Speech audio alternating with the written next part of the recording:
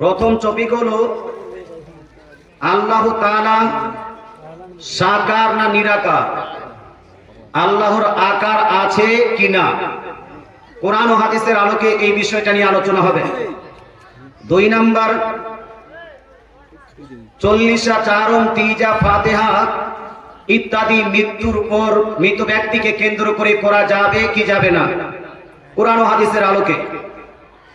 3 number ফরজ নামাজের পরে সুন্নিরা যে হাত তুলে দোয়া করে এর পক্ষে কোনো দলিল আছে কি নাই।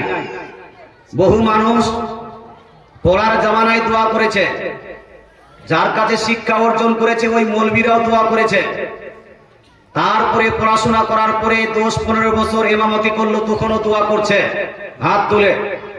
হঠাৎ করে কোথাকার ট্যাবলেট খেয়ে বলছে যে না দোয়া করা যাবে না।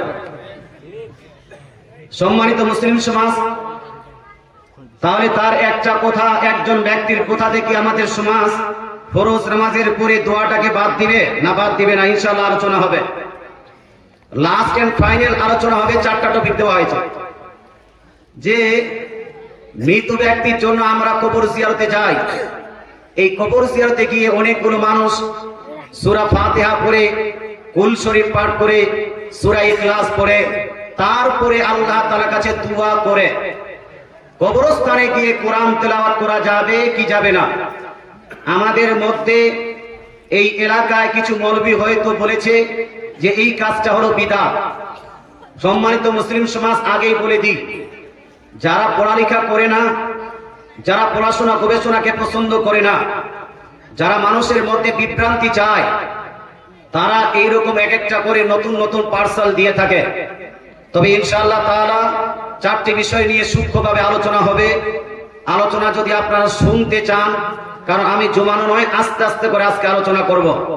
শারীরিক অবস্থা খুব একটা ভালো নেই, বা যেভাবে বলছি এভাবে বললে আপনারা শুনবেন তো?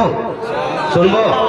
হাদিস দিব, কোরআনের আয়াত দিব, দলিল দিব, নোট করবেন। আপনারা শিক্ষিত মানুষ, গিয়ে যেটা সেটা যাচাই বাছাই করবেন। যেই মৌলবী, আপনার গ্রামের মৌলবী যদি বলে না এটা ঠিক নয়, তাহলে তাকে দলিলগুলো দেখাবেন, চেক করে নেবেন।